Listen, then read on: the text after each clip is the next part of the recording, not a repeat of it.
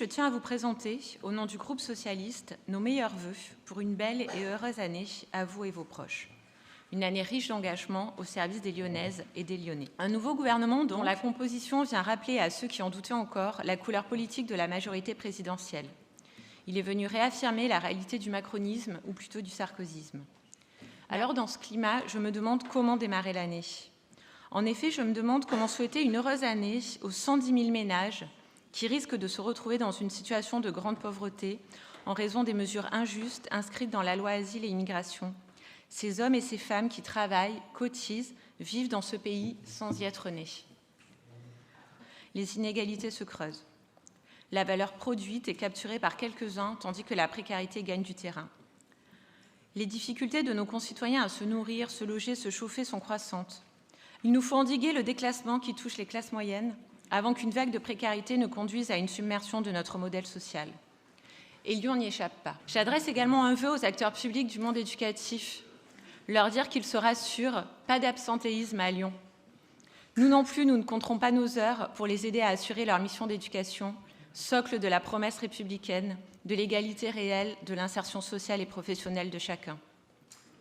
La ministre du Travail, de la Santé et des Solidarités, qui, depuis qu'elle a été nommée, en plein hiver, par des températures négatives, n'a pas eu un mot pour les personnes sans abri, pour les 3000 enfants qui dorment dehors.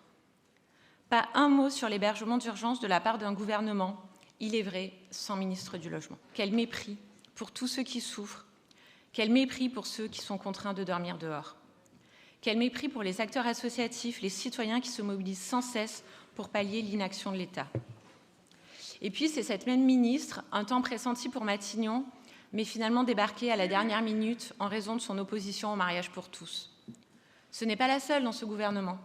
Gérald Darmanin avait lui-même assuré avec force qu'en tant que maire, il ne célébrerait jamais l'union d'un couple de même sexe. Dati, sur la même ligne, parlait de fracturation de la société. Enfin, on peut s'estimer heureux qu'aucun d'eux n'ait été nommé ministre de la Famille, mais avec ce gouvernement, le pire n'est jamais certain. En 2024, nous continuerons à combattre l'antisémitisme, le racisme, la xénophobie et les inégalités. Pour nous, socialistes au sein de cette majorité, les choix sont clairs. Universalisme républicain, justice sociale et écologique, égalité réelle et transition démocratique. Vous l'aurez compris, je fais le vœu pour Lyon que nous continuions notre action au service des Lyonnaises et des Lyonnais.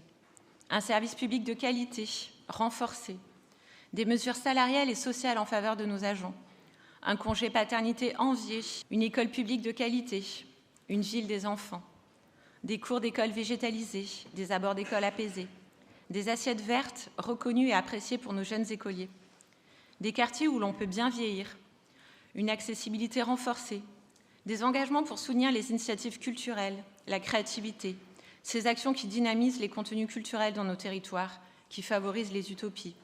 Et bien sûr, un engagement sans faille pour garantir l'accès aux droits fondamentaux, prévenir les inégalités, mener des actions en faveur des plus démunis et protéger ceux que le contexte social fragilise.